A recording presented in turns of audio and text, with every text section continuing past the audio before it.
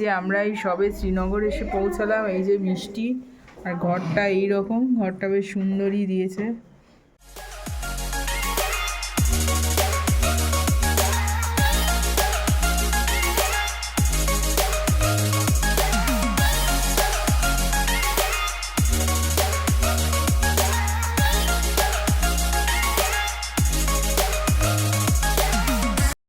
যে বন্ধুরা, আমরা এখন যাচ্ছি গুলমার্গে। আর দেখো না কি ঠান্ডা, এখানেও ঠান্ডা। তো পেহেলগাঁওর মতো অতটা না হলেও এখানেও ঠান্ডা আছে। এই হাতে গ্লাভসটা আবার এখানে ছিঁড়ে গেছে কেন বলো? এটা দিয়ে ফোনটাকে টাচ করতে সুবিধা হচ্ছে, নাহলে গ্লাভস পরে ফোনে টাচ করা যাচ্ছে না।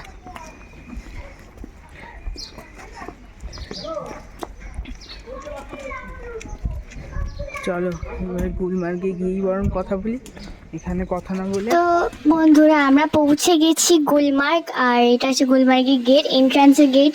আর এখান দিয়ে অন্য গাড়ি দিয়ে যেতে হবে আবার। আর এখানে তোমরা দেখতেই পাচ্ছ সিআরপিএফ দের জওয়ানরা আছে। মাম্মামা আবার এখানে, মাম্মামা তিতুন অ্যাকচুয়ালি, এদের সাথে আবার ফটো তুলেছে। ওদের ব্যবহার খুব ভালো। আর আমি তো ওখানে ছিলাম না, কারণ আমি জ্যাকেট ভাড়া হচ্ছিল, তাই জন্য দেখছিলাম কোন জ্যাকেটটা বেশি ভালো লাগে, এইসবই হচ্ছে। তো তোমরা দেখতে থাকো ব্লগটাকে। হ্যালো বন্ধুরা, আমরা এসে গেছি গুলমার্গ। এই দেখো গুলমার্গের ভিউটা দেখো। এই দেখো চারিদিকে বরফ আর বরফ। এই দেখো শুধু বরফ। আমি বরফে শুও পড়িনি আর ওই জ্যাকেটও পরিনি, কেননা আমি অত দূর যাবো না। ভিউটা দেখো, চারিদিকে ভিউটা দেখো। ওই যে শিব মন্দির, মিনি শিব মন্দিরটা দেখা। ওই যে শিব মন্দির, মিষ্টি আর আমার ভাই পরে নিয়েছে। ওরা জুতোও পরেছে, জ্যাকেটও পরেছে। ওই দেখো শিব মন্দিরটা, ওই যে ওখানে শিব মন্দিরটাকে বড়, শিব মন্দিরটাকে বড় করে দেখা না। ওটা কি হচ্ছে? এই যে আমার দিকে বড় চিচ্ছে, এই যা আমি ছুটছি বড়।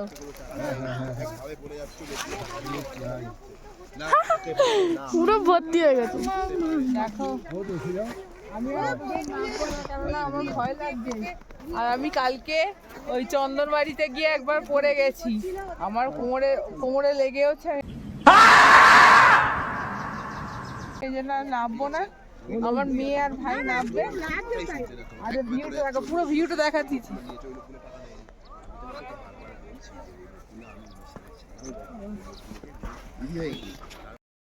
আমরা সব এদিকে আছি, চারিদিকে শুধু বরফ আর বরফ। এই যে হাই বেলা এদিকে দেখো, বরফ নিয়ে তুলছি, বরফ হচ্ছেই না। সবাই এদিকে, সবাই ভিডিও করছে। এই দেখো মিষ্টি খেলছে। আর ওইদিকে ওই মন্দিরটা হচ্ছে শিবের। যাবো না, কেন আমি জুতোও পরিনি, সুতরাং আমি এইভাবেই বেশি দূর যাবো না। ও এই আমরা এসে গেছি গুলমার্গ। ওই দেখো মিষ্টি আমার গায়ে দেখো বরফ ভর্তি করে দিচ্ছে, দেখছো? এই দিস না বেশি, আমি জ্যাকেট পরিনি। বাইরের ভিউটা দেখো।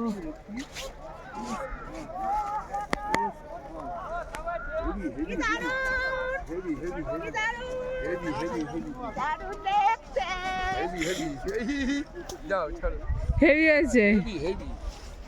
এদিকে কাকিমারা ভিডিও করছে, এই মারা এদিকে রয়েছে, সব ভিডিও করছে। তো গুলমার্গে এসছে আর গন্ডোলা চলবো না, এটা কোনোদিন হতে পারে? অবশ্যই না।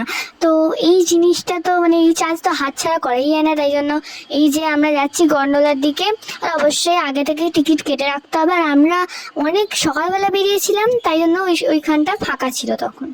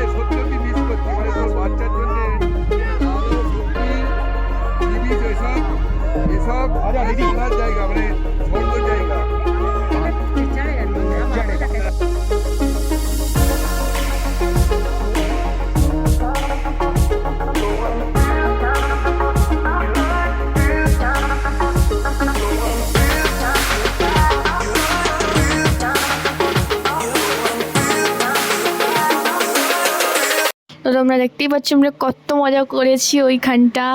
আর আমরা গন্ডোলায় গেছিলাম, গন্ডোলার ফার্স্ট ফেজ আর সেকেন্ড ফেজ পর্যন্ত গেছিলাম আমরা। সেকেন্ড ফেজে তো এত কষ্ট হচ্ছে কি বলবো, আর মানে কানে শুনতে পাচ্ছি না কথা, কারণ মানে কানে আসছে না, নিঃশ্বাস নিতে পারছি না ঠিকঠাক করে, তাই জন্য আমরা বেশি মানে ভিডিও করতে পারিনি। নিচে এসে প্রচুর ভিডিও করেছি, প্রচুর স্লোমো এক্সেট্রা করেছি। তো তোমরা দেখতে থাকো ব্লগটা কি।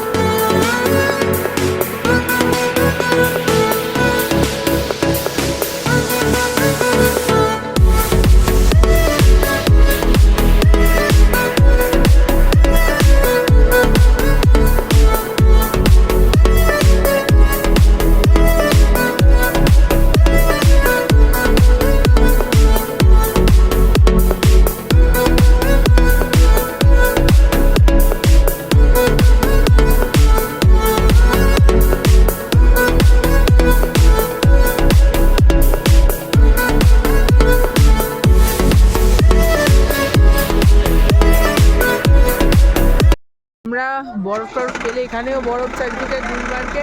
আমরা মানে এখানে এসে এত শ্বাসকষ্ট হচ্ছে, আমরা বসে পড়েছি। আর এখানে এই যে একটা ক্যাফেটেরিয়া মতো আছে, এই ক্যাফেটেরিয়া আমরা এসে একটু কফি খাবো, কেননা ভীষণ হাঁপিয়ে গেছি। এই যে আমার মাসি, মা, ভাই সব আছে, আমার মেয়েও ওদিকে আছে। আর এখানে প্রচুর ঠান্ডা, কিন্তু মানে কি বলুন তো, বরফের ভেতর আপনারা একটু ঠান্ডা বুঝতে পারবেন না। আর একটা কথা আমি সেটা বলে দেবো, সেটা হচ্ছে কাল মানে যখন মানে ওই ইনফরমেশানটা আমার আগে দেওয়া উচিত ছিল, কিন্তু আমার খেয়াল ছিল না। ওটা হচ্ছে যখনই আপনারা কাশ্মীরে আসবেন, আপনারা ডাল লেকে যখন নৌকা চড়বেন, তখন নৌকায় না ওরা বিভিন্ন রকমের রেট বলছে, ঠিক আছে, এক এক জায়গায় এক এক রকম। কিন্তু আপনারা যদি ধরুন 500 ধরুন 5 জন মেম্বার হলেন, তাহলে 100 টাকা করে দিয়ে দেবেন। সেরকম একজন ভাইয়ের সাথে আমাদের আলাপ হয়েছে, সেটা হচ্ছে আপনার ডাল লেকের গেট নম্বর 8-এ, ওনার নাম শাহরুখ বলে লোকটা। উনি গেট নম্বর 8-এ এসে আপনারা বলবেন শাহরুখ। ওনার আন্ডারে যে সমস্ত শিকারাগুলো আছে, ওগুলো মোটামুটি কম রেটে, মানে 100 থেকে 150-র মধ্যে আপনাদের হয়ে যাবে।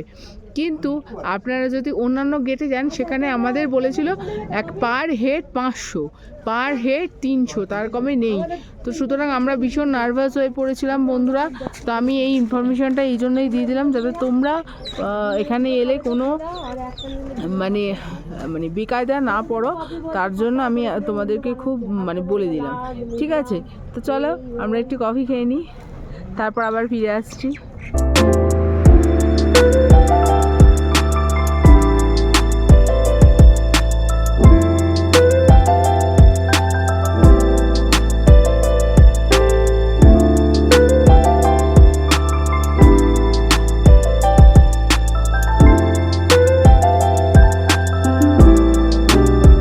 তো এদের এখনো ফটো তোলার শখ মেটেনি। 1000টা ফটো তোলার পরও আরো ফটো তুলবে। আমার মামা, দিদুনের মামা, আমাদের প্রচুর এখন এনার্জি, আমার এনার্জি লস হয়ে গেছিল, আমাদের একটা দিদার এনার্জি লস হয়ে গেছে, তাই আমরা গাড়িতেই বলেছি।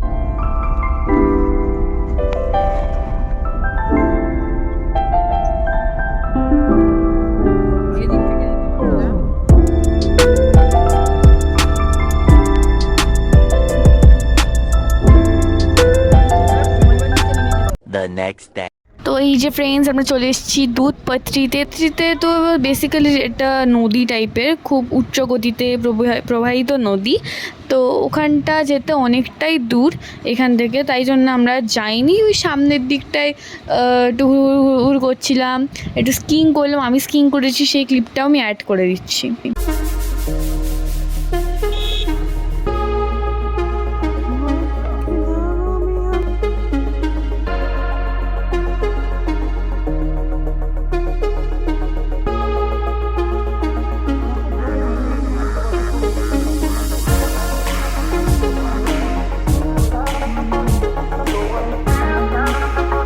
Nice.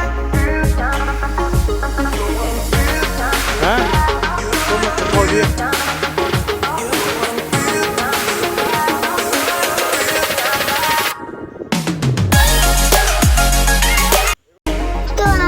সোনমার্গ যাইনি, কারণ আমাদের সবারই খুব শরীরটা খারাপ হয়ে গেছিলো দুধপাত্রি থেকে ফেরার সময়, তাই জন্য আমরা ছোটো হোটেলেই। তো আমরা তার পরের দিনই চলে গেছি স্টেশনে, ফিরে গেছি বাড়িতে। 2 দিন লেগেছিল আমাদের ট্রেনে যেতে। আর এই ছিল আমাদের ব্লগ। তোমাদের যদি ভালো লেগে থাকে তাহলে প্লিজ আমাদের ভিডিওটাকে লাইক করে দিও, শেয়ার করে দিও, কমেন্টস করে কেমন লেগেছে, সাবস্ক্রাইব করে দিও চ্যানেলটাকে। তো আজকের মতো টাটা।